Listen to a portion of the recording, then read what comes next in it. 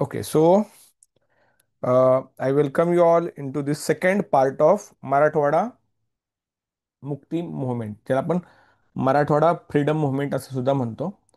मराठवाडा मुक्ती चळवळीमध्ये आपण पाहिलं की आतापर्यंत कुणाकुणाचं योगदान होतं, कोणत्या कोणत्या लोकांची काय काय भूमिका होती, या सगळ्या गोष्टी आपण पाहिल्या.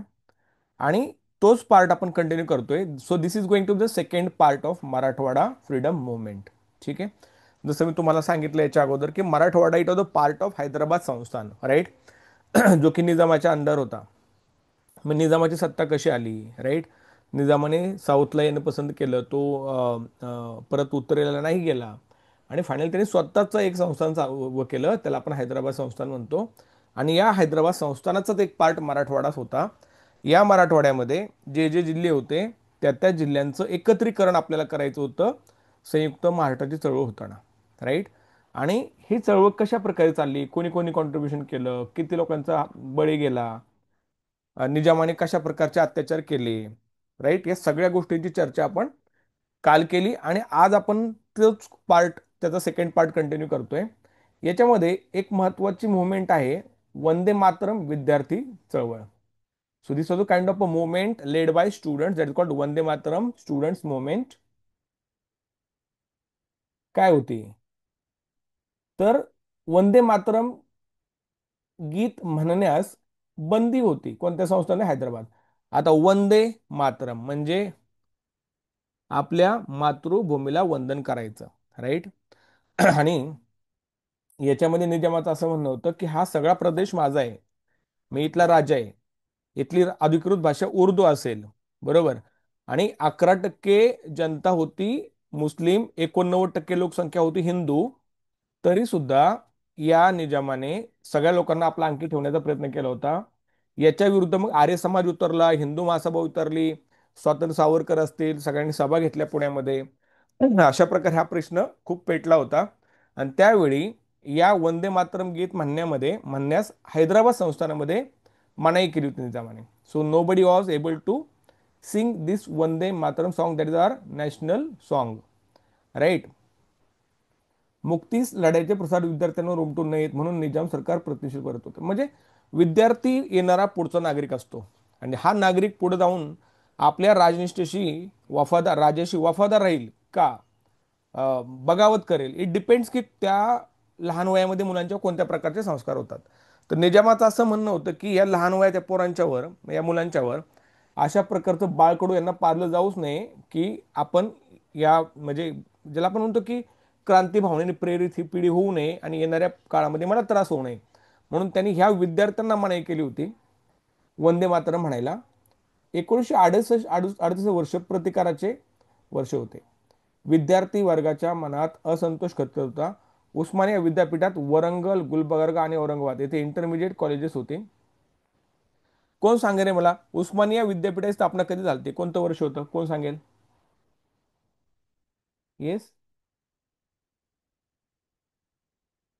काल सांगितलं होतं मी. सांगू शकता कोण. उस्मानिया विद्यापीठाची स्थापना कधी झाली होती. ऑप्शन देऊ. 1917, 1918, 1920, 1921. 1917ला झाली होती, लक्षात ठेवा. उस्मानिया विद्यापीठ हे लक्षात ठेवायचं. उस्मानिया विद्यापीठ 1917 स्थापन झालं होतं. ठीक आहे. त्याच्यामध्ये हा एक महत्वाचा पार्ट आहे. स्वामी रामानंद तीर्थ म्हटलं होतं मी. आणि त्याचबरोबर अजून एक व्यक्तिमत्व होतं, गोविंदभाई श्रॉफ. विद्यार्थ्यांना चिथावणी देतात म्हणून त्यांना नोकरीतून काढून टाकण्यात आलं होतं. म्हणजे खालीलपैकी कोणत्या व्यक्तीला सरकारी नोकरीतून काढून टाकण्यात आलं होतं की ते विद्यार्थ्यांना चिथावी देतात. That he is trying to instigate students who are singing this national song called Vande Mataram. So his name was Govind Shroff. त्यांचं नाव होतं गोविंद श्रॉफ. ओके. जॅकी श्रॉफचे पुढे पाहुणे वगैरे नव्हते, नातेवाईक नव्हते, नाव लक्षात ठेवा, काही संबंध नाही त्या दोघांचा. 1968-38 रोजी विद्यार्थ्यांनी वसतिगृहामध्ये वंदे मातरम म्हणण्यास हे केला. ही 38 वर्ष लक्षात ठेवा बरं का, 1938. म्हणजे ही चळवळ स्वातंत्र्यापूर्वीपासून चाललेली आहे.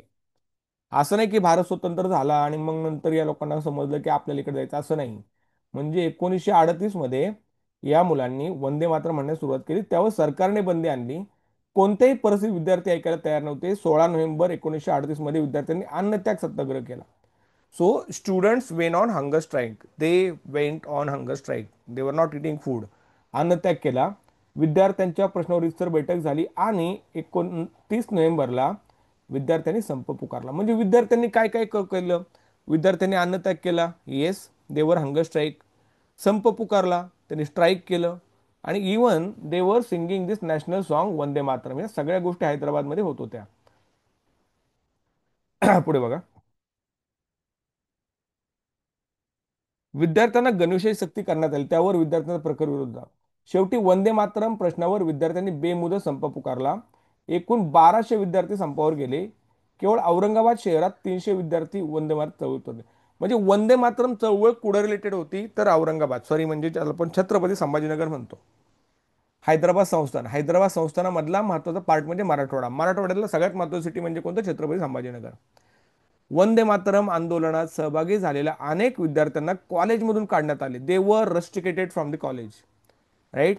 विद्यार्थ्यांचे शिक्षण खंडित झाले. नागपूर विद्यापीठाचे कुलगुरू TJ केदार, नाव लक्षात ठेवा, यांनी उदार अंतकरणाने उस्मानिया विद्यापीठातील काढलेल्या विद्यार्थ्यांना प्रवेश दिला.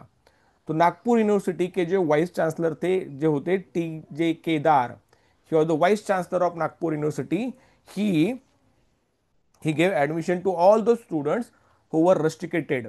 ज्यांना रस्टिकेट केलं गेलं होतं, तर सगळ्यांना त्यांनी काय केलं? परत एकदा आपल्या विद्यापीठामध्ये प्रवेश देण्याचं काम केलं. हे पण नाव लक्षात ठेवा.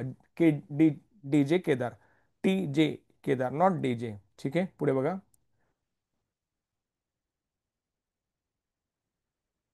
त्रिपुरा काँग्रेस अधिवेशनात वंदे मातरम चळवळीस पाठिंबा देण्यात आला. नेताजी सुभाषचंद्र बोस आणि पंडित जवाहरलाल नेहरू यांनी तरुणांच्या उठाला पाठिंबा दिला होता. आता त्रिपुरा अधिवेशन, हरिपुरा अधिवेशन हे 36, 37, 38च्या काळातले अधिवेशन आहेत. आणि याच काळात हैदराबाद संस्थानामध्ये विद्यार्थी चळवळ चालू होती.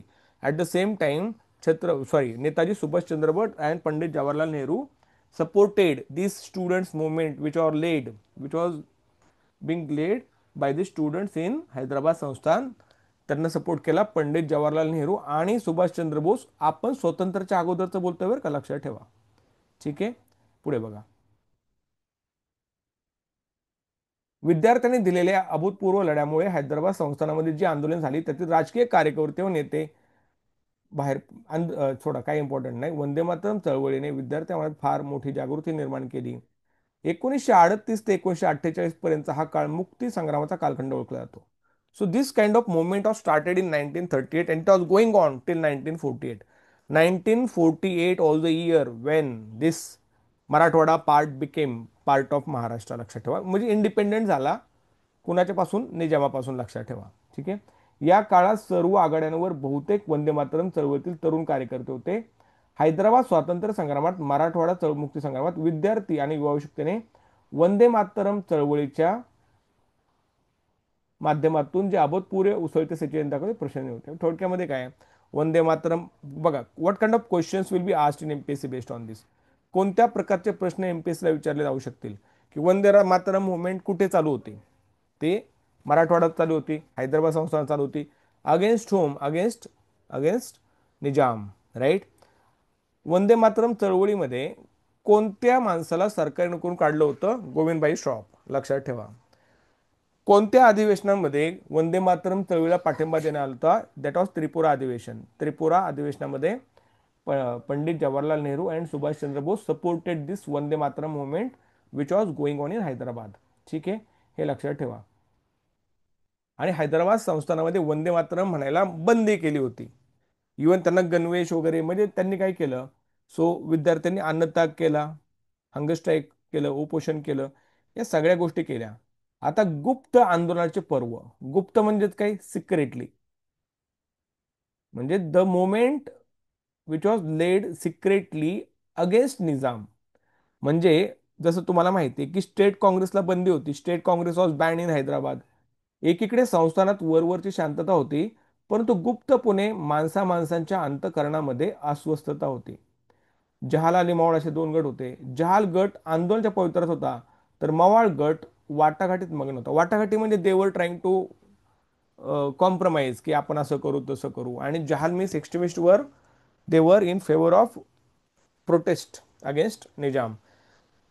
निजाम सरकारने स्टेट काँग्रेसवर बंदी चालूच ठेवली. दुसरीकडे 10 एप्रिल 1939 रोजी सत्याग्रहींची मुक्तता करण्यात आली. स्टेट काँग्रेसचे नाव बदलले तर स्टेट काँग्रेस बंदी उठू असे निजाम सरकारचे म्हणणे होते. सो निजाम असं म्हणत होता की हैदराबाद स्टेट काँग्रेस हे जे नाव तुम्ही ठेवलंय ना, जर ते नाव जर तुम्ही बदललं तर मी याच्यावरची बंदी उठवेल. राईट. म्हणजे he was saying that if you are going to change the name of state Congress I will revoke this kind of ban that I have laid on this moment. हे लक्षात ठेवा. वाटाघाटीतून किंवा तरुण काही निष्पन्न होत नव्हते.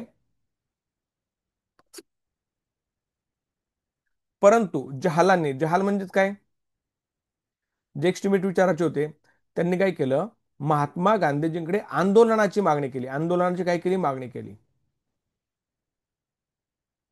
आता महात्मा गांधी आंदोलन करतील का? महात्मा गांधी वेगळ्या विचाराचे होते.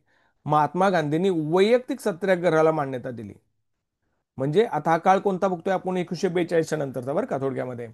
जर तुम्हाला माहिती आहे, भारतामध्ये छोडो भारत आंदोलन चालू झालं, क्विट इंडिया मुवमेंट, तर सगळ्यांना अटक झाली. त्यावेळेस महात्मा गांधी सांगितलं होतं की आपले वैयक्तिक लेवलवर तुम्ही सत्याग्रह करा. राईट. महात्मा गांधी स्वतः 5 नेत्यांची निवड केली. त्याच्यामध्ये स्वामीजी होते. स्वामीजी म्हणजे कोण? स्वामी रामानंद तीर्थ. महत्वाचे नाव आहेत बरं का. Mahatma Gandhi had selected 5 important people for for वैयक्तिक satyagraha in Hyderabad. The first one was Swamiji. पहिले होते स्वामीजी. दुसरे होते हिरालाल कोटेचा. हे बीडचे होते, नाव लक्षात ठेवा, Hiralal Kotecha. Third one was Devramji Chavan, he was from Osmanabad, that is Dharashiv. Achyutrao Deshpande, he was from Chhatrapati Sambhajinagar, that time Aurangabad. And Motilal Mantri, Beed. हे तुम्ही नावं लक्षात ठेवा. This all names are very important. कारण यांना महात्मा गांधीजी निवडलं होतं. अजून एक महत्वाची गोष्ट सगळ्यांसाठी, की आता हे संपत आले बरोबर, महाराष्ट्राचा इतिहास is going to be finished. तुम्ही सगळे व्हिडिओ लेक्चर बघून घ्या आणि सगळ्या व्हिडिओ लेक्चरचे तुम्ही नोट्स तयार करा. नोट्स जास्तीत जास्त 50 पानाचे झाले पाहिजेत. Not more than 50 pages. 50 पानाच्यावर नोट्स नाही गेल्या पाहिजेत. आणि 50 पानाच्या नंतर मायक्रो नोट्स 5 पानाच्या झाल्या पाहिजेत. So this is how you are going to prepare for this exam. कारण सगळं पुस्तक वाचणं परत शक्य नसतं. ठीक आहे, पुढे बघा. चले जाव चळवळीतील आंदोलनाच्या निष्ठेने भाग घ्यावा. 16 ऑगस्ट 1942 रोजी स्वामीजींनी नामपल्ली स्टेशनवर अटक करण्यात आली. आता मी छोडो भारत आंदोलन झालं 1942ला. त्याच्यातलाच एक जो पार्ट होता ना, पलीकडे सर ना, त्याच्यातला एक पार्ट होता ना, तो पार्ट होता, तो म्हणजे वैयक्तिक सत्याग्रह. आणि महात्मा गांधींनी 5 लोकांची वैयक्तिक सत्याग्रही म्हणून निवड केली होती. त्याच्यामध्ये एक होते स्वामी रामानंद तीर्थ. तर यांना लगेच अटक करण्यात आली. ती कुठं अटक करण्यात आली? नामपल्ली या ठिकाणी. स्वामीजी सोबत अन्य 30 नेते होते. आता एक कोण होते हे काय तुमच्यासाठी महत्वाचं नाहीये. 1948च्या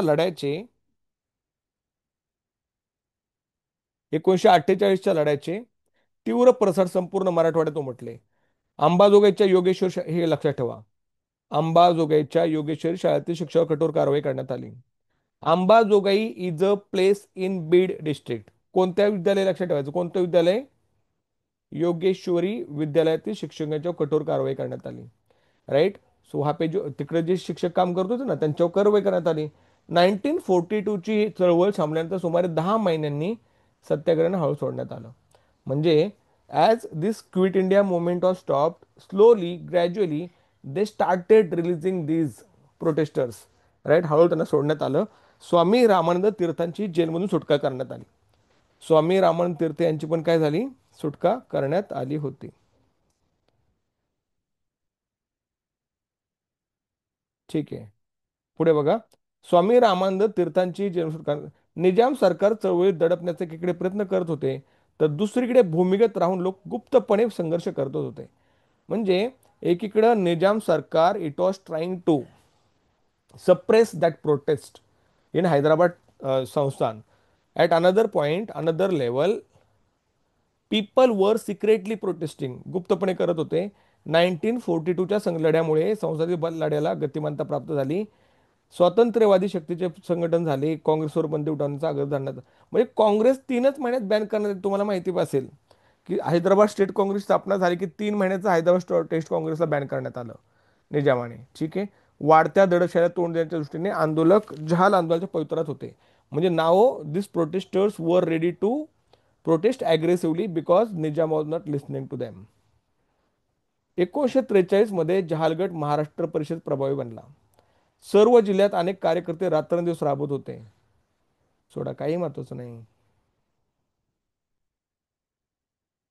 स्टेट काँग्रेसवरील बंदी उठवण्यासाठी जहालाप्रमाणे मवाळ देखील पुढाऱ्यांना सहाय्य केले. हे सोडा, म्हणजे त्यांचं एकच टार्गेट होतं की जी काँग्रेसवर जी बंदी घालण्यात आलेली ना, हैदराबाद स्टेट काँग्रेसवर, ती बंदी उठवली पाहिजे. आता ज्या ज्या गोष्टी महत्त्वाच्या आहेत मी तुम्हाला सांगितले. सगळंच काय एक्झाम ओरिएंटेड नसेल तर ते सोडून द्या. जास्त काय आपल्याला डिटेलमध्ये घुसायची गरज नाही. याच्यावर जास्त क्वेश्चन्स यायचे चान्सेस कमी आहेत, पण तरी पण आपण घेऊ. नेक्स्ट बघा, लोकसहभाग आणि सशस्त्र आंदोलन. It means the participation of people and सशस्त्र म्हणजे काय माहितीये का? सशस्त्र म्हणजे शस्त्रांच्या साह्याने लोकांनी आंदोलन करायला सुरुवात केली निजामाच्या विरोधामध्ये. मग शस्त्रांच्या साह्याने केलं याचा अर्थ मग निजाम पण प्रत्युत्तर त्याला शस्त्रानेच देणार.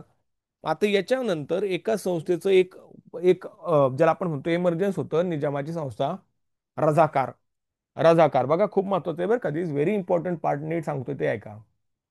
3 जुलै 1946 रोजी स्टेट काँग्रेसवरील बंदी उठवण्यात आली. राईट, कधी बघा, 3 जुलै 1946 state Congress which was banned, that ban was revoked in 1946. Hyderabad state काँग्रेसवरची बंदी कधी उठवण्यात आली? तर जुलै 1946, म्हणजे स्वातंत्र्य मिळण्याच्या अगोदर 1 वर्ष. राईट. राज्य चालवताना हैदराबाद संस्थान धर्माचा आधार घेते व स्वतंत्र नागरिक स्वतंत्र ना करते, असे मत नेहरूंनी उदयपूरच्या काँग्रेस अधिवेशनात व्यक्त केले. म्हणजे पंडित जवाहरलाल नेहरू असे म्हटले की ज्या संस्थानामध्ये ओनली 11% मुस्लिम्स आर देअर, त्याच्यामध्ये जी भाषा वापरली जाते ती उर्दू वापरली जाते. म्हणजे थोडक्यामध्ये खूप कमी लोक आहेत त्या ठिकाणी मुस्लिम, पण त्याच्यामध्ये तो राजा धार्मिक झालेला आहे. आणि अशा प्रकारे नागरी स्वातंत्र्य, सो व्हॉट एव्हर इज, ज्याला आपण म्हणतो ना की फंडामेंटल राईट्स आहेत, त्याला दडपलं जाते, हा समज त्यांनी व्यक्त केलं. त्याच्यानंतर ऑगस्टमध्ये स्टेट काँग्रेसची बघा बैठक झाली या ठिकाणी, आणि मवाळ संघर्ष घडून आला. बघा, या बैठकीत जहाल आणि मवाळ संघर्ष गटात संघर्ष घडून आला. आता या आता नाही कायमचंच होतं बघा. म्हणजे म्हणजे आपले नॅशनल काँग्रेस होती आपली 1985ची, त्याच्यामध्ये सुद्धा आपल्याला माहिती आहे की 2 गट होते. एक होता मॉडरेट आणि दुसरा होता extremist. Same way in Hyderabad state काँग्रेसमध्ये 2 गट होते. एक होता जहालमतवादी, एक मावळमतवादी. 1.5 लाख सभासद 1 लाख रुपयांची वर्गणी जमा करण्याचा संकल्प स्टेट काँग्रेसने केला. 1946च्या अखेरीस परभणी ते महाराष्ट्र परिषद साहेब, हा हे महत्वाचं आहे बघा, हे इम्पॉर्टंट आहे. काय इम्पॉर्टंट आहे बघा, ही लाईन इम्पॉर्टंट आहे की महाराष्ट्र परिषदेचे स्टेट काँग्रेसमध्ये विलिनीकरण करण्याचा निर्णय घेण्यात आला. आठवते का 3 परिषदा स्थापन केल्या त्या, कोणत्या कोणत्या आठवते? 3 परिषद स्थापन करण्यात आल्या, कर्नाटका परिषद, महाराष्ट्र परिषद, हा, आठवते का? आणि अजून एक होती हा, महासभा, ते आंध्रपद. आंध्र महासभा, आंध्रची एक महासभा. आता त्यांनी सांगितलं की जे महाराष्ट्र परिषद आहे ना, तिला स्टेट काँग्रेसमध्ये तुम्ही मर्ज करा, बिकॉज स्टेट काँग्रेसवरची बंदी उठवलेली आहे.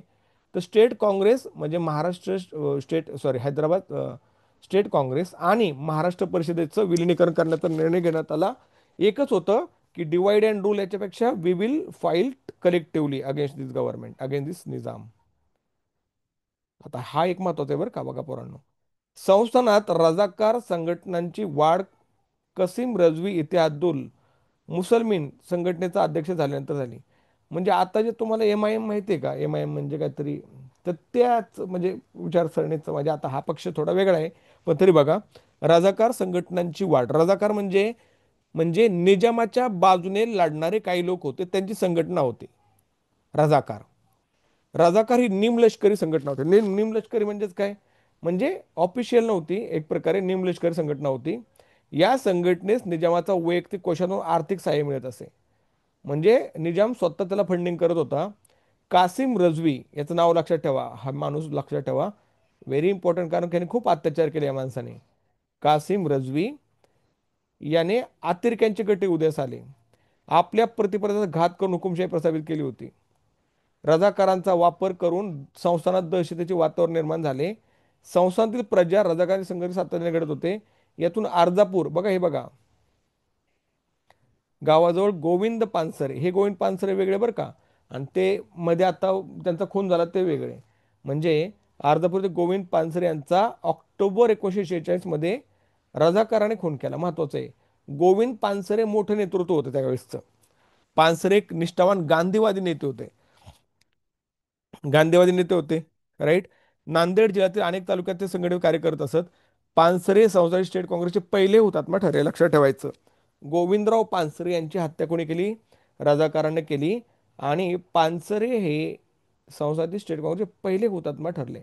So he was the first martyr from Hyderabad state Congress who was killed by Razakar. His name was Govind Pansare. Arjapur नाव लक्षात ठेवा, अर्जापूर, अर्जापूर, अर्जापूर. गोळीबारात पानसरे सोबत अन्य 4 जण प्राणाला मुकले होते. म्हणजे गोविंद पानसरे यांच्याबरोबर अजून 4 लोकांना मारलं होतं. पण गोविंद पानसरे, गोविंदराव पानसरे हे एक मोठं नेतृत्व होतं, म्हणून त्याचं नाव, त्यांचं नाव तुम्हाला लक्षात ठेवणं क्रमप्राप्त आहे. Okay, clear? डाऊट क्लिअर असेल विचारा, नसेल क्लिअर म्हणा. चला,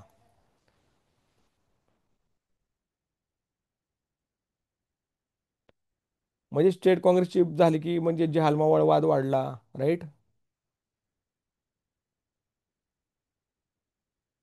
हा, बघा, नवी स्थायी समिती निर्माण करण्यात आली आणि तिचे अध्यक्ष स्वामी अमरतीर्थ यांची निवड झाली. स्वामीजी नव्याने अध्यक्ष झाल्यानंतर स्वामीच्या अंतर्गत भांडणे स्थगित करून कार्यक्रमावर भर दिला. म्हणजे हैदराबाद स्टेट काँग्रेसची बंदी उठवल्यानंतर एक्स्ट्रीमिस्ट आणि मॉडरेट देवर फायटिंग, त्यांचं भांडण चालू होतं. आणि स्वामी रामानंद तीर्थ यांना अध्यक्ष केल्यानंतर त्यांचा मेन फोकस होता की instead of fighting among ourselves, we should focus on the noble purpose that we are having.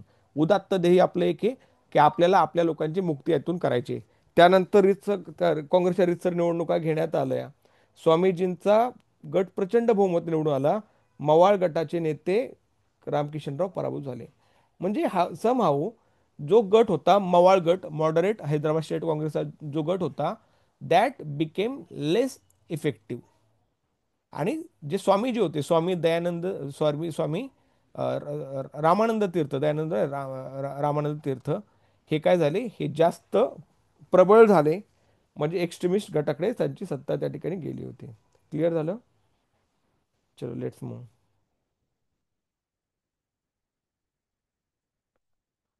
State काँग्रेसचे पहिले अधिवेशन कधी झाले? लक्षात ठेवा, 18 जून 1947. 16, 17, 18 जून स्टेट काँग्रेसचे पहिले अधिवेशन, लक्षात ठेवा.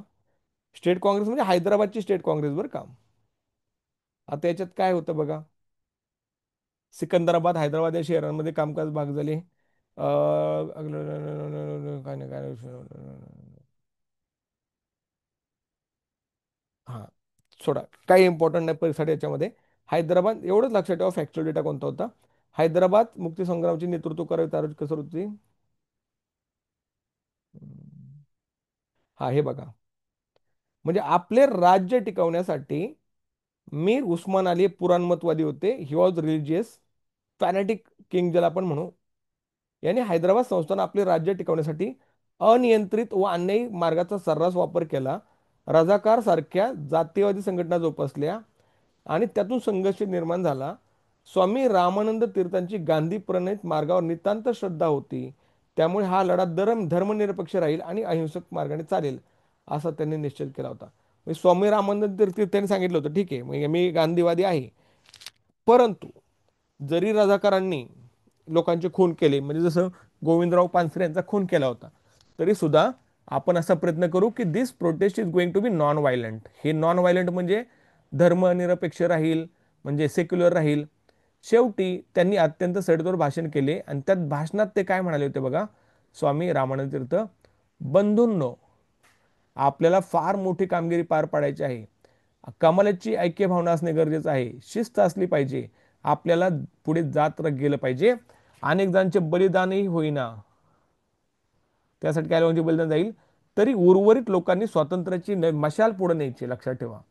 म्हणजे त्यांचं भाषण होत आहे की होऊ शकतं ना की they are going to kill us, but still we are not going to stop. हे कार्य हिमालय एवढे उतुंग आहे. आपल्यापैकी प्रत्येकाने या कार्यासाठी स्वतःला झोकून दिले पाहिजे. Everybody has to dedicate for this kind of task. हैदराबादच्या जनतेचा हा मुक्तीसंग्राम हा राष्ट्राच्या निकडीचा प्रश्न आहे. मित्रांनो, या प्रसंगी आपले धैर्य एकवटून स्वातंत्र्य मिळेपर्यंत स्वस्थ बसणार नाही असा निर्धार करूया. आता ते आई डायरेक्ट कोट केले. This kind of part of his speech has been quoted in the history of Marathwada freedom movement because it is important. मग त्यांनी सांगितलं की आपण आपल्यात भांड्या नको, instead of fighting among ourselves let's focus on this noble goal, की आपल्या लोकांना मोकळं करायचंय. आणि यांच्या भाषणामध्ये काय होतं, समतोलपणा होता, गांभीर्य होतं, राईट. भारतीय संघराज्यात हैदराबाद राज्य विलीन झालेच पाहिजे असा आग्रह त्यांनी जाहीर केला. अधिवेशनाचा आदेश संदेश घेऊन कार्यकर्ते आपापल्या गावी परत गेले. म्हणजे सेम काइंड ऑफ मेसेज जो दिलता स्वामीजी रामानंद तीर्थ यांनी, ऑल कार्यकर्ताज got that message and they went to their towns, की आता हा मेसेज आपल्याला पुढे न्यायचा आहे आणि अशा प्रकारे आपल्याला ही मुवमेंट पुढे न्यायची.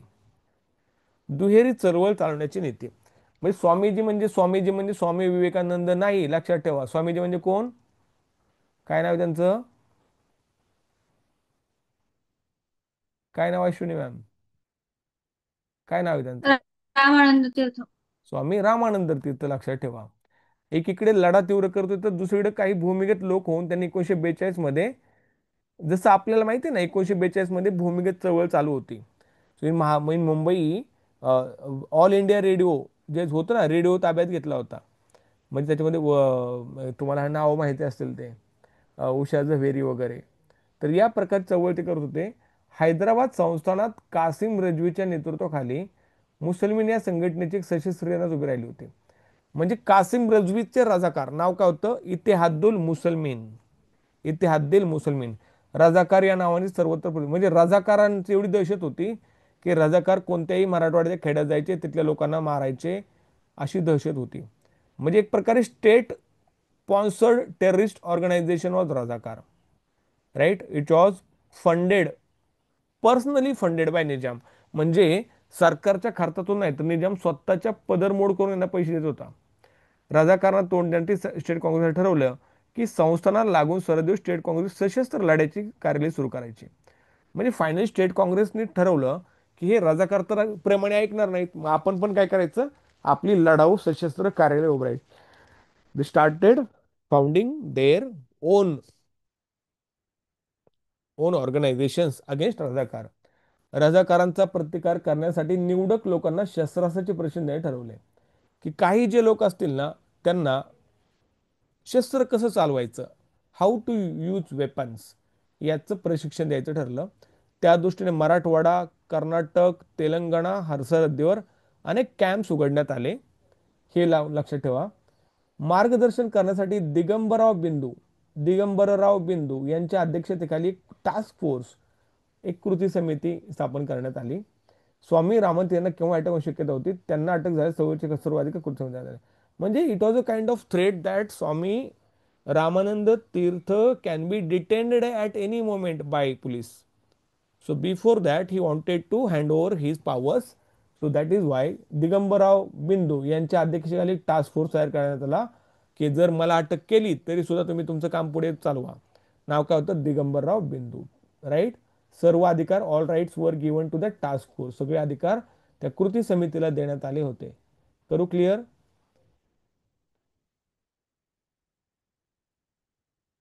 चला पुढे. डाऊट आहे का कोणाला, नाही ना? तर हैदराबाद मुक्तीसंग्रामाचा प्रत्यक्ष प्रारंभ.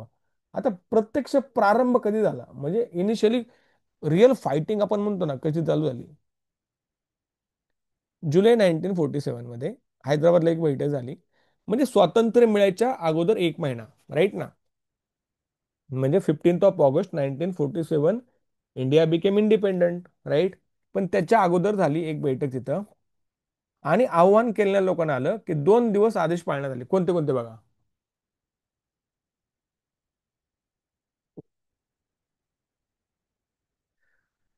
काय आव्हान करण्यात आलं. 2 दिवस पाळण्याचे आदेश. 7 ऑगस्टला संघराज्यात सामील होण्याचा दिवस साजरा करणे, लक्षात ठेवा. आणि 15 ऑगस्ट आपला कोणता, भारताचा स्वातंत्र्य साजरा करणे. मग 7 ऑगस्ट म्हणजे संघराज्यात सामील करणे, म्हणजे नीट ऐका मी काय सांगतोय. हा काय प्रकार आहे, म्हणजे भारत स्वतंत्र झाल्यानंतर 562 पैकी 552 संस्थान भारताबरोबर गेली. 10 ते 11 काय असतील ते पाकिस्तान बरोबर गेली. तीन जे संस्थानं होती, एक होतं जम्मू काश्मीर, दुसरं होतं जुनागड, तिसरं होतं हैदराबाद. हे रेडी नव्हते इंडिया बरोबर यायला. तर 7 ऑगस्टला त्यांनी सांगितलं की या सगळ्या संस्थानांचा हा जो पार्ट आहे, तो मराठी बहुल आहे, तो आपण या संघराज्यात सामील होतो. It means we are going to be with India which is the संघराज्य. आणि 15 ऑगस्ट काय करायचा? स्वातंत्र्य दिन साजरा करायचा. अर्थात हे दिन साजरे करण्याचे म्हणजेच कायदेभंग करून तुरुंगात जायचे, सरकारची दडपशाही सहन करायची आणि जनतेची सक्रियता या अर्थाने झोकली जाणार होते. म्हणजे त्यांना माहिती होतं की if we are going to celebrate this 2 days we will be arrested, government is going to take us custody. या सगळ्या गोष्टी 7 ऑगस्ट आणि 15 ऑगस्ट लक्षात ठेवा. ये कब डिसाइड हुआ? इट वॉज डिसाइडेड इन जुलै 1947. मराठवाड्यातील सर्व जिल्ह्यात तालुका पातळीवर गाव बऱ्याच ठिकाणी 7 ऑगस्ट हा दिवस संघराज्य सामील होण्याचा दिवस जाहीर करण्यात आला. बऱ्याच ठिकाणी निजामाने दडपशाही केली, जीवाची पर्वा न करता लोक सभेत गेले. राईट, ठीक आहे. याला अभूतपूर्व प्रतिसाद मिळाला. Unprecedented response was given to this kind of movement which the day of 7 August. Swami Ramanand Tirth यांचीच प्रेरणा ध्वजिन आंदोलनामागे होती. 7 ऑगस्ट ते 15 ऑगस्ट दरम्यान उत्तरोत्तर आंदोलन उग्र होत गेले. स्वामीजींनी 7 ऑगस्ट 1947 सुलतान बाजारमध्ये आंदोलन केले. तेव्हा निजार सरकारने त्यांना सोडून दिले, पकडून सोडून दिले. यांच्या प्रेरणेने नांदेड, औरंगाबाद, परभणी, वसमत, लातूर, जालना, उमरगा, बीड, अंबेजोगाई या ठिकाणी विविध कार्यक्रम करण्यात आले. आता हे सगळे जी नावं घेतली ना, all these are famous cities, famous places from Marathwada only. ठीक आहे, पुढे बघा. 7 ऑगस्ट दिनाचा अनुभव घेऊन निजाम सरकारने 13 ऑगस्ट 1947 रोजी एक फरमान काढले. म्हणजे आपल्याला माहिती होतं की 7 ऑगस्टला काय करायचं होतं की आपण या भारतीय संघराज्याचा एक भाग होतोय असं ठरलं. आणि हा अनुभव निजामाने घेतला आणि त्याने काय केलं, एक फरमान काढलं. कोणत्याही परराष्ट्राचा ध्वज समारंभाने सार्वजनिक सभेत फडकवला जाणार नाही. जो कोणी हुकूम मोडेल त्याला 3 वर्षाचा तुरुंगवास आणि दंड होईल. परंतु सरकारच्या फरमानाची पर्वा न करता स्वामीजींनी 14 ऑगस्टला पत्र काढून सरकारला आणि रजाकारांना सांगितलं, काय वाटेल ते झाले तरी उद्या काय करणार आम्ही? भारताचा स्वातंत्र्य दिन साजरा करणार, स्वराज्याचा संघ फडकवणार, ध्वज फडकवणारच. म्हणजे बघा 7 ऑगस्टला जे काय झालं की संघराज्यामध्ये आम्ही सामील होतोय म्हणून तो दिवस साजरा करायचा होता, तो केला लोकांनी. त्याच्यानंतर निजाम हा सावध झाला आणि ॲज अ एक केअर म्हणून त्यांनी काय केलं की this people are going to celebrate 15 August as a independence day. हे लोक 15 ऑगस्ट स्वातंत्र्य साजरा करणार आहेत. त्याच्या अगोदरच त्यांनी 13 ऑगस्टला एक फरमान काढलं की कोणी सुद्धा या माझ्या देशामध्ये, माझा देश होता त्याचं म्हणणं होतं की दिस इज माय कंट्री, या देशात कुणी दुसऱ्या देशाचा झेंडा फडकवणार नाही. मतलब तिरंगा will not be flood in my country. अगर कोई ऐसे करेगा, जर कोणी असं केलं तर त्याला 3 वर्षाची शिक्षा होईल आणि आर्थिक दंड सुद्धा सामोरा जावा लागेल. आणि स्वामीजींनी सांगितलं रामतीर्थांनी, काही होऊ दे, आम्ही आमचं काम करणार, तू बस तसाच बोंबलत. राईट, तर संघराज्याचा ध्वज फडकवणारच. धमक्यांना आम्ही मुळीच भीक घालत नाही. आज ना उद्या हैदराबादला राष्ट्रीय ध्वज स्वीकारावाच लागेल. म्हणजे आज ना उद्या आम्ही हे आपल्याला हे करावंच लागणार आहे. ठीक आहे, पुढे बघा. तेलंगणा, कर्नाटकातही झेंडा दिन उत्साहाने पाळला गेला. राईट, संपूर्ण हैदराबाद संस्थान फक्त यावेळी फक्त 2 महिन्याच्या अवधीत 21,000 लोक झेंडा सत्याग्रहात सामील झाले. किती लोक? 21,000 लोक झेंडा सत्याग्रहात अटक झाले. So 21,000 people were arrested in this flag satyagraha, ज्याला आपण झेंडा सत्याग्रह म्हणतो. राईट, 15 ऑगस्ट 1947 रोजी स्वामीजी, नाव लक्षात ठेवा, स्वामीजी म्हणजे स्वामी रामानंद तीर्थ, कृष्णाचार्य जोशी, मेलकोटे यांच्यासोबत सुलतान बाजारात खांद्यावर तिरंगा ध्वज घेऊन गेले होते. त्यांना पकडून चंचलगुडा जेलमध्ये टाकण्यात आले. यावेळेस हैदराबाद शहरात 8,000 विद्यार्थ्यांनी जमावबंदीचा भंग करून खांद्यावर झेंडा घेऊन मिरवणूक काढली. 8,000 विद्यार्थी, जमावबंदी होती तरी उस्मानिया विद्यापीठाच्या मुख्य इमारतीवर कुणीतरी तिरंगा ध्वज फडकवला होता. म्हणजे उस्मानिया, बघा, उस्मानिया युनिव्हर्सिटी 1917 मध्ये स्थापन झाली. 1911 मध्ये मीर उस्मान बिकेम निजाम ऑफ हैदराबाद. त्याच्या नावावर उस्मानच्या नावावर उस्मानिया विद्यापीठ स्थापन करण्यात आलं होतं, right. Mir Usman Ali, this was the first Nizam. According to his name, Osmania university was started in 1917. त्याच इमारतीवर कोणीतरी झेंडा फडकवला होता. अशा रीतीने स्वामीजींच्या प्रेरणा नेतृत्वामुळे संपूर्ण हैदराबाद संस्थान ध्वजन पाळला गेला. या आंदोलनाने तिरंगा हा राष्ट्रीय ध्वजाची लाखो घरावर फडफड जनशक्तीची नवी झाडे टाकून गेली. इथपर्यंत क्लिअर झालं. झेंडा सत्याग्रह कळला? शुअर. चला, विद्यार्थ्यांची वंदे मातरम आंदोलन कळले तुम्हाला. उग्र आंदोलनाचे रणशिंग फुगले. उग्र म्हणजेच काय की व्हायलंट प्रोटेस्ट.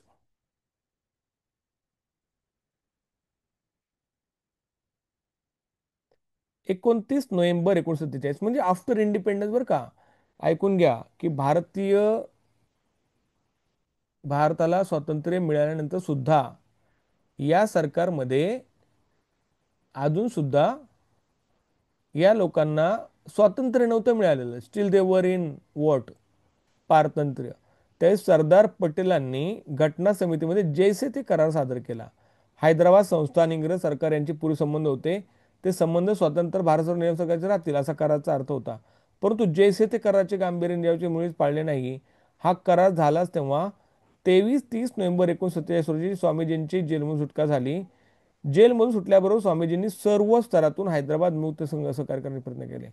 म्हणजे करार होता की जो करार म्हणजे भारतामध्ये आणि सॉरी इंग्रजांमध्ये निजामामध्ये होता, त्याच प्रकारचा करार भारत सरकारमध्ये आणि निजामामध्ये राहील अशा प्रकारे सांगितलं होतं. बट हा करार मान्य करायला लोक तयार नव्हते. कारण इनडायरेक्टली तुम्ही काय करताय, indirectly you are supporting Nizam or Hyderabad as a separate country, हे त्यांना वाटत होतं. मग सशस्त्र लढा का, म्हणजे वाय, ज्याला म्हणतो की सशस्त्र म्हणजे वेपन हातात घेऊन त्यांच्याविरुद्ध लोक का लढले. हैदराबाद मुक्ती संग्राम सशस्त्र लढा होता. यावर विरोधकांनी फार टीका केली. विशेषतः स्वामीजी महात्मा गांधीचे निस्सीम भक्त होते. त्यांची अहिंसेवर श्रद्धा होती. Swami Ramanand Tirth he was following Gandhism. He was a great follower of Mahatma Gandhi. आणि महात्मा गांधीचं काय फॉलो करायचे, नॉन व्हायलन्स. म्हणजे स्वामी रामानंद तीर्थ पण हे नॉन व्हायलंट असतील तरी त्यांनी सशस्त्र लढायला परवानगी कशी दिली असा प्रश्न विचारला गेला होता.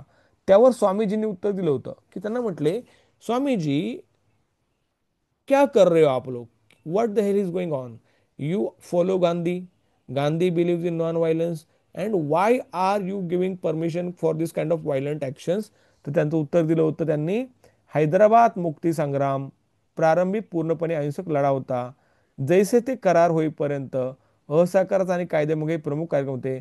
परंतु बट रजाकारांचे अत्याचार, निजामाचे अन्यायी धोरण, त्याच्यावर दुहेरी संकटात जनता सापडली. स्थितपद प्रज्ञ अहिंसावादी गोविंद पानसरेंचा दिवसा ढवळ्या रजाकाराने खून केला. म्हणजे गोविंद पानसरे हा जो व्यक्ती होते ना, ही was the great follower of Mahatma Gandhiji. म्हणजे तो अहिंसावादी व्यक्ती असून सुद्धा त्याला दिवसा ढवळ्या रजाकाराने त्यांचा खून केला. त्यामुळे आंदोलन अधिक उग्र झाले. तरी अशी ताकीद होती की मनुष्यहानी होणार नाही याची काळजी घ्यावी. सरकारी कचेऱ्या, बँका यांचे बंद पडून दरवाजे राज्य करण्याची आवश्यकता होती. थोडक्यामध्ये तुम्ही समजा बघा, एक साधं गोष्ट आहे. पण आयुष्यामध्ये जगताना समजा आपण म्हणतो ना, येड्याच्या नादी लागू नाही. पण बऱ्याच वेळा असं होतं की कधी कधी तुम्हाला तुमचा वैयक्तिक जो गुण आहे ना, तो बाजूला ठेवून समाजामध्ये वागवावं लागतं. कारण जर तुम्ही तसं नाही वागला तर लोक खाऊन टाकतील. म्हणजे समजा वाघ आहे, वाघासमोर तुम्ही गेलाय, तर तुम्ही वाघ म्हणा किंवा वाघोबा म्हणा, वाघोबा दादा म्हणा, वाघोबा तात्या म्हणा की अण्णा म्हणा, वाघ खाणारच आहे तुम्हाला. मग तेच तुमच्याकडे एकच पर्याय असतो, एक तर पळून जाणे किंवा वाघाशी दोन हात करणे. तुम्ही नाही म्हणू शकत की I don't believe in violence, जाऊ दे बाबा ये मला खा. वाघ खाऊनच टाकणार तुम्हाला. वेळ येई तसं तुम्हाला करता आलं पाहिजे. वेळ पडली तर दुसऱ्याला तुम्हाला हां, समजलं तुम्हाला काय म्हणायचे ते. विशिष्ट धर्माची आणि जातीची व्यक्ती पाहून तिच्यावर हल्ला करू नये हे त्यांनी सांगितलं होतं. म्हणजे असं नाही की कोणीतरी मुस्लिम म्हणून त्याला मारा, असं नाही करायचं. लढा संपल्यानंतर एकूण एक शस्त्रांचा हिशोब गोविंदभाई पटेल यांच्याकडे सादर करण्यात आला. म्हणजे संपल्यानंतर सगळे शस्त्र परत माघारी घेण्यात आले होते. कृती समितीचा क्रांतिकारी कार्यक्रम काय होता बघा. म्हणजे जे करायचं होतं, झेंडावंदनाचे कार्यक्रम. झेंडावंदन म्हणजे झेंड्याला वंदन करायचं. रेल्वेचे रूळ उखडणे, तारा तोडणे यासारखे कार्यक्रम हाती घेण्यात आले. सर्व जिल्ह्यात जंगल सत्याग्रहाचा कार्यक्रम राबवण्यात आला. लेवी बंदी, लेवी म्हणजे काय, शेतसारा बरं का, लेवी म्हणजे टॅक्स, लेवीचा अर्थ होतो टॅक्स. टॅक्स नाही द्यायचा, साराबंदी करायची, गावे स्वतंत्र करून निजामाची सत्ता झुगारून गावाची सत्ता निर्माण करायची, करोडगिरी नाकी पोलीस स्टेशन उद्ध्वस्त करणे, अशा प्रकारे कार्यक्रम होता. म्हणजे लोकांना मारायचं नाही, पण कोणताही आदेश पाळायचा नाही, जिथं जिथं दिसेल त्याची प्रॉपर्टी त्याचं डॅमेज करायचं. पुढे बघा, महत्वाचं आहे की 1948 पर्यंत जेलमध्ये होते स्वामीजी. सशस्त्र लढे, नांदेड जिल्ह्यात उमरी बँक प्रकरण, यात स्वामींना खूप मनस्ताप झाला. परंतु स्वामीजी सतत कृती समितीचे पाठीशी राहिले, कार्यकर्त्यांना प्रोत्साहन दिले. काय सोडून द्या, काय नाही तर. म्हणजे हे आपल्याला माहिती आहे की त्याच्यानंतर निजामी सत्तेची पाळंमुळे पोखरली गेली आणि पोलीस ऍक्शनच्या वेळी निजामी सत्तेला 5 दिवसात शरणगती पत्करावी लागली. म्हणजे Sardar Vallabhbhai Patel, he was the home minister of the country. Pandit Jawaharlal Nehru as the prime minister. तर सरदार वल्लभभाई पटेलने सांगितलं निजामाला की जर तू आमचं ऐकणार नाही ना, तर तुला आम्हाला सरळ करावं लागेल, त्याला चांगलं ठोकून काढावं लागेल. आणि फायनल त्यांनी पोलीस कारवाई केली. आर्मी तर पाठवता येत नाही, because it was internal matter. तो आर्मी नाही पाठवू शकत, तर पोलीस कारवाई केली. आणि पोलीस कारवाई केल्यानंतर 5 दिवस निजामाचं सैन्य, म्हणजे Nizam was fighting with our police forces for 5 days. Razakar were also helping हिम. तर या दिवस हे 5 दिवस हे युद्ध चाललं. आणि 5व्या दिवशी त्याला शरणागती पत्करावी लागली. आणि ते पळून गेलं. मग तिकडं कुठे गेलं पळून? पाकिस्तानला पळून गेलं बरं का, लक्षात ठेवा. चला ठीक आहे, पुढे बघा काय झालं नक्की. 1948 मध्ये पोलीस ऍक्शन, त्याला नाव आहे ऑपरेशन पोलो. नाव लक्षात ठेवा बरं का. Operation Polo name was given to the operation that was conducted in 1948. Right. Right. कशासाठी? हैदराबाद आपल्या भारतात घेण्यासाठी. म्हणजे भारतीय संघराज्य आणि हैदराबाद यांचे सलोख्याचे वातावरण निर्माण अशी माणूस राहतो, परंतु निर्णय ठरली गैरवापर करणे. राईट. मीर लायक अलीचे कार्यक्रम सुरू केले. म्हणजे अशा प्रकारे रजाकार होते, ते करत होते. मग ठरलं काय होतं पोरांनो, शॉर्ट मध्ये सांगतो, मला एक नको, की ब्रिटिशर्स, ब्रिटिश सरकार आणि निजाम यांच्यामध्ये जो करार होता, what ever that pact they had between Britishers and Nizam, same करार तसाच भारत सरकार आणि निजामामध्ये राहील. त्याच्यावर निजाम वेगळा राहणार होता. परंतु हे त्याचे रजाकार होते ना, रजवीने रजाकारांची संख्या व बळ वाढून सर्वत्र अत्याचाराचं एक नवीन पर्व सुरू केलं होतं. नागरिकांच्यावर अत्याचार करणे, कार्यकर्त्यांना मारणे, चौक्यांवर गोळीबार करणे, अशा प्रकारे निजामाची मूक संमती होती. आणि Nizam was not stopping them. म्हणजे आपण स्टेट स्पॉन्सर्ड टेररिझम म्हणतो ना, अशा प्रकारे निजाम त्याला डायरेक्ट सपोर्ट करत होता. स्वतःची पदर मोड करून तो त्याला पैसे देत होता. त्यामुळे फायनली हे लोक वैतागले होते. आणि त्यांनी शेवटी निर्णय घेतला की यांना ठोकून काढायचं. आणि पोलीस कारवाई केली. पोलीस कारवाई केली, त्याला नाव देण्यात आलं ऑपरेशन पोलो. पुढे बघा. रजाकार असतील, काय आता ऑपरेशन पोलो म्हणजे काय केलं, तर पोलीस कारवाई केली. यात गव्हर्नरने निजामाला 31 ऑगस्ट 1948 या दिवशी एक पत्र पाठवलं कोणाला. भारताच्या गव्हर्नर जनरलने 31 ऑगस्ट पत्र पाठवलं. त्यांनी निजामाने थोडेसे धाडस दाखवून रजाकारी संघटनेवर बंदी घालावी, जनतेच्या मनातील भीती दूर करावी. परंतु निजामाने उत्तर बेजावतर उत्तर दिले. त्यामुळे निजामावर बळाचा वापर करणे अपरिहार्य होते. म्हणजे भारताचा गव्हर्नर जनरल होता, त्यांनी निजामावर पत्र लिहिलं की साहेब, तुम्ही जर नीट वागा, नाहीतर तुम्हाला सरळ करण्यात येईल. थोडक्यामध्ये काय, तुमची जी संस्था आहे ना, तुम्ही ज्यांना पैसे पुरवताय रजाकार, या रजाकारांच्यावर बंदी घाला तुम्ही. आणि हे लोक काय करतायत, गरीब लोकांच्यावर अन्याय करतायत. They are exploiting poor people. Right. तर निजामाने त्याला उत्तर इररेस्पॉन्सिबली दिलं. त्यामुळे हे कार्य करण्यात आलं. आणि 7 सप्टेंबर, लक्षात ठेवा, 7 सप्टेंबर 1948 महत्वाची तारीख आहे. सरकारने सैन्य दलाला हैदराबाद चढाई करण्याचे आदेश दिले. त्यानुसार 13 सप्टेंबर रोजी पहाटे 5 वाजता पोलीस ऍक्शन सुरू झाली. 13 सप्टेंबरला चालू झाली, 18 तर विषय संपवून टाकला यांचा. म्हणजे 5 दिवसात निजामाचं कंबरडं मोडलं. प्रत्यक्ष कारवाई झाली बघा. प्रत्यक्ष कारवाई झाली, त्याच्यामध्ये अनेक फौजा वेगवेगळ्या ठिकाणी येऊन हैदराबादमध्ये घुसल्या. लढाईची योजना ऑपरेशन पोलो या नावाने ओळखली जाते. सदर्न कमांडचे कमांडर प्रमुख जनरल गोडार्ड, नाव लक्षात ठेवा. म्हणजे सदर्न कमांड, भारताची सदर्न कमांड आहे ना, त्याचे जनरल कोण होते? General Goddard. आता हा काय मराठी माणूस नव्हता, गोडार्ड तोच असेल. यांनी प्लॅनिंग केलं होतं. तथापि त्यानंतर निवडून झाले. त्यांच्या जागी lieutenant general general Rajendra Singh यांची नियुक्ती झाली होती. त्यांच्या मार्गदर्शनाखाली चौधरी, ब्रार, जनरल ब्रिगेडियर शिवदत्त, हे काय नाव लक्षात नका ठेवू, यांनी पूर्व मुख्य लढाई पहिल्या आर्म डिव्हिजनने सोलापूर येथे सुरू झाली. सोलापूर ते हैदराबाद असा लढाईचा मार्ग होता. सोलापूर पासून सुद्धा हैदराबाद मार्ग होता. या लढ्याचे नेतृत्व मेजर जयंत चौधरी यांनी केले. दुसरा आघाडी विजय मार्गे होती. काय नाही विचारणार कोणी काय नेतृत्व केले असते, परीक्षेला प्रश्न येत नाहीत पोरांनो. ऑपरेशन पोलो कधी झालं लक्षात ठेवा, कधी झालं? 1948ला. तारीख काय लक्षात ठेवायची? 13 सप्टेंबर. 13 सप्टेंबरला चालू झालं आणि फायनली 17 सप्टेंबर पर्यंत ही कारवाई चालू होती. 13 सप्टेंबरच्या पहाटेपासून आत्मविश्वासी फौजांनी कारवाई सुरू केली. पोलीस ऍक्शनमुळे जनरल अल इद्रिस, नाव काय बघा त्याचं, नाव पण तसलंच आहे बेकार, अल इद्रिस याच्या नेतृत्वाखाली निजामी सैन्याची अक्षरशः वाताहत झाली. पोलीस ऍक्शनची कारवाई 17 सप्टेंबर पर्यंत चालली. 17 सप्टेंबर हा मंगल दिन उगवला कारण निजाम हरला. 13, 14, 15, 16, 17 बरोबर का नाही? हैदराबाद होती असली निजामाची लिंगमल्लीपर्यंत माघारी घेतली. निजामाच्या फौजांनी पळ काढला. पळून गेले सगळे, भाग गए बगोडे. पुढे बघा. निजामाचे फौजदार जनरल अल इद्रिस यांना शरणागती पत्करावा संदेश पाठवला. 17 सप्टेंबर 1948 रोजी निजामाने शरणागती घोषित केली आणि युद्ध थांबवण्याचे आदेश दिले. दुसऱ्या दिवशी 18 सप्टेंबर 1948 रोजी निजामाने सैन्याने निजामाची राजधानी हैदराबाद शहरात प्रवेश केला आणि जनरल चौधरी यांनी अधिकृतपणे निजामाचे सेनाप्रमुख अल इद्रिस यांच्याकडून शरणागती पत्करल्यानंतर मुक्तीसाठी महत्वाकांक्षी सैनिक कारवाई पूर्ण केले आणि झालं, संपला. अशा प्रकारे हैदराबाद मुक्त झाला. ठीक आहे, हैदराबाद अशा प्रकारे मुक्त झाला पोरांनो. कळलं? आता विलिनीकरणाचा प्रश्न. स्वामी रामानंद तीर्थ अजून आहे बरं का बरंच. मला वाटतं संपून टाकू पोरांनो, जे चालेल नाही ना? हळूहळू. हो सर. हा म्हणजे कशा ठेवायचं आहे उगाच.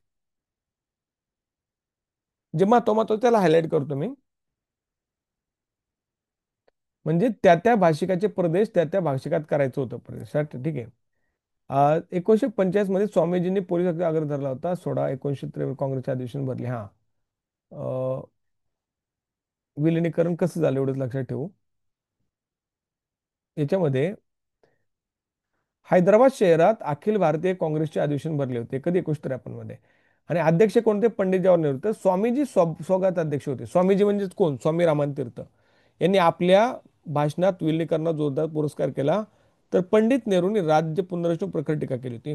म्हणजे पहिल्यापासून पंडित जवाहरलाल नेहरू यांना आहे ना, लोकसंख्येच्या आधारावर राज्य द्यायला परमिशन त्यांचं हेच नव्हतं, म्हणजे त्यांची परवानगी नव्हतीच. म्हणजे सॉरी, भाषेच्या आधारावर. पुढे बघा. फाजल अली हृदय कुतुबुद्दीन हे माहिती आहे आपल्याला की फाजल अली आयोग आपण पाहिलेला आहे. यांनी हैदराबादचे विभाजन करण्याची शिफारस केली होती.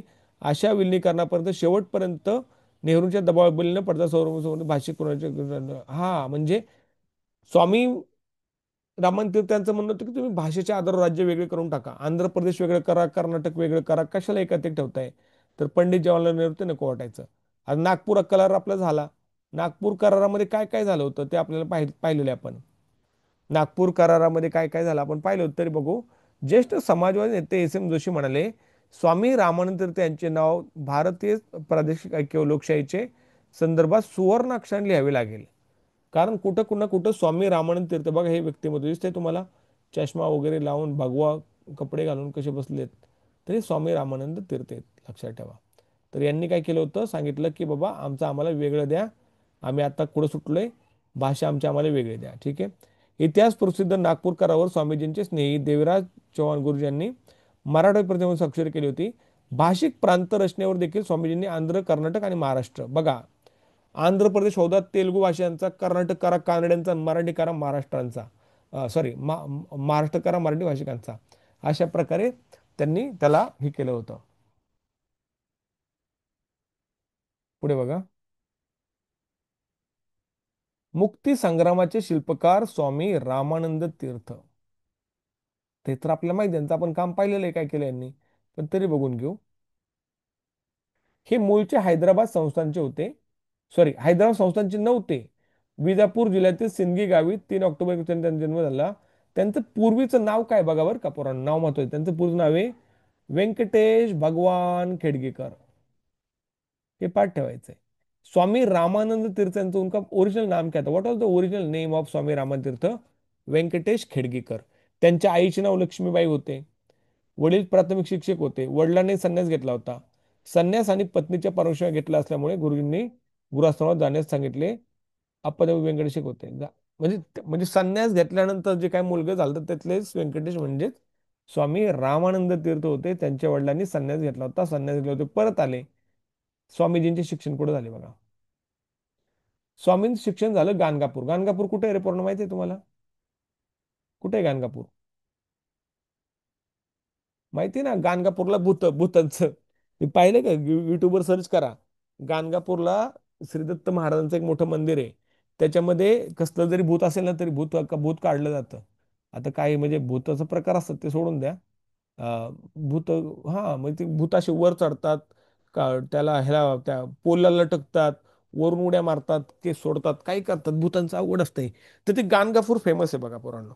तर पहिले त्यांचे शिक्षक गाणगापूरहून झाले. नंतरच्या शिक्षणासाठी सोलापूरच्या नॉरकट सरकारी व्यंकटेश शाळेत प्रवेश घेतला. राष्ट्रप्रेम होतं, काही नाही महत्वाचं असलं परीक्षेला विसरत नाही, सोडून द्या. स्वामीजी, संन्यासी स्वामीजी म्हणजे काय? खेडगेकरांच्या मनावर विरक्त वृत्तीचे संस्कार झाले होते. विरक्त म्हणजे काय? मोह माया प्रेम असल्यात पडायचं नाही, लांब राहायचं. काय नाही, सब मोह आहे, माया आहे, सगळे लोक मिथ्य आहेत असं त्यांना वाटायचं. म्हणजे संन्यासी लोक तुम्हाला माहिती आहेत कशा विचाराचे असतात. म्हणजे देश सेवेला वाहून घ्यायचं त्यांनी ठरवलं. माणसाला निष्क्रिय करणारा संन्यास त्यांना नको होता. म्हणजे विवेकानंद आणि स्वामी रामाचा संन्यास त्यांना हवा होता.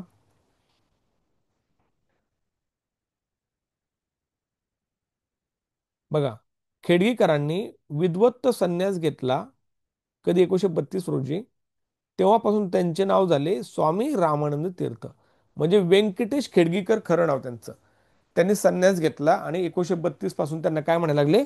स्वामी रामानंद तीर्थ. आता ही काय विचारत नाहीत परीक्षेला बरं का, पण तरी आपण जरा स्वामीजी बद्दल जाणून घेऊ, काय काय स्वामीजींच्या बद्दल. काय नाही, सोडा. हा, हा, हैदराबाद स्टेट काँग्रेसवर बंदी उठवायची त्यांची मागणी होती, आपल्याला माहिती आहे. वैयक्तिक सत्याग्रहात त्यांनी भाग घेतला ते पण माहिती आहे. 15 महिने त्यांना निजामाच्या तुरुंगात ठेवण्यात आलं होते, लक्षात ठेवा तुम्ही. बाकी काय तुम्हाला परीक्षेला विचारणार नाहीत, उगाच विनाकारण त्याच्यात वेळ घालवू नका वाचण्यात. काही नाही महत्वाचं, सोडा.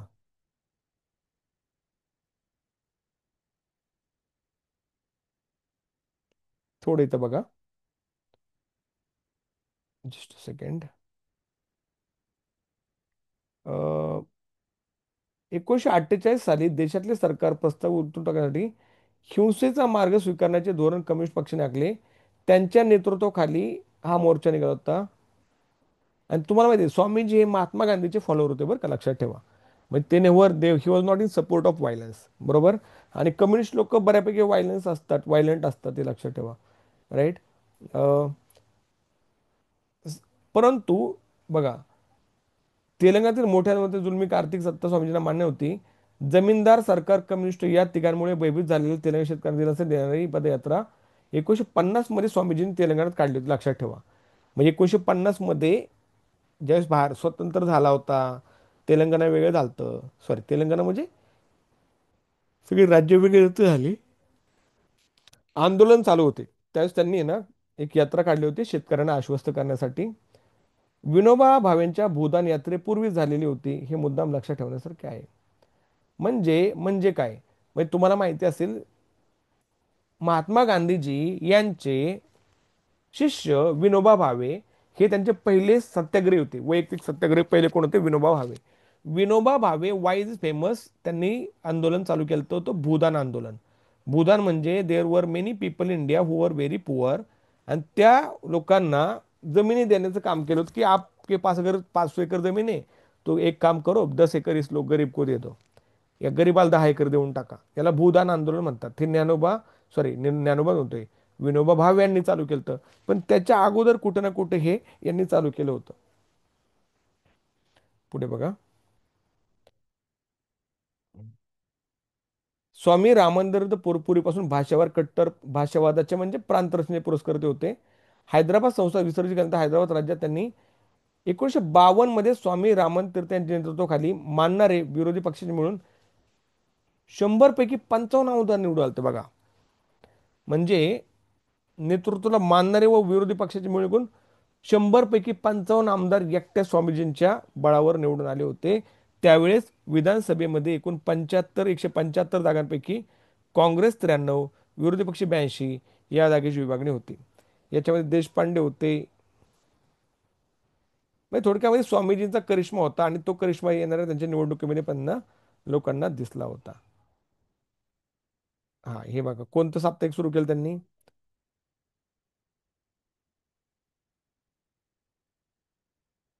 संयुक्त महाराष्ट्र नावाचे साप्ताहिक सुरू केले होते. पहिल्याच आगल्यात त्यांनी मुंबईसह महाराष्ट्राची मागणी केली होती. त्यावेळेस भारतातील बऱ्याच वर्तमानपत्रात प्रमुख काही नाही, सोडा हे काही इम्पॉर्टंट नाही पुराण. हे परीक्षेला विचारणार नाहीत तुम्हाला. हे ऑलरेडी आपल्या महाराष्ट्राबद्दल झालेलं आहे.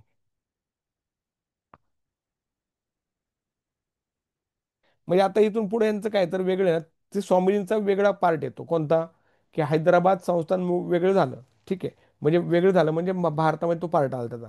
याच्यानंतर भाषिक, जसं आपल्या महाराष्ट्रामध्ये चळवळ झाली तशी भाषेच्या तत्वावर तर ऑलरेडी आपल्याकडे हे मराठवाडा आलाच होता.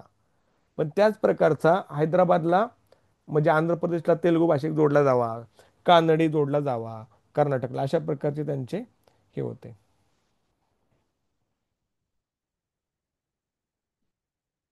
काय नाही चाललं एवढं काही इम्पॉर्टंट नाही, हा पार्ट सोडून द्या. जेवढं महत्व तेवढं आपण घेतलेलं आहे, बाकीच्या गोष्टी एवढ्या इम्पॉर्टंट नाही आहेत. आता हा जो पुढचा पार्ट आहे ना, चला उत्तर सांगता मला पटपट.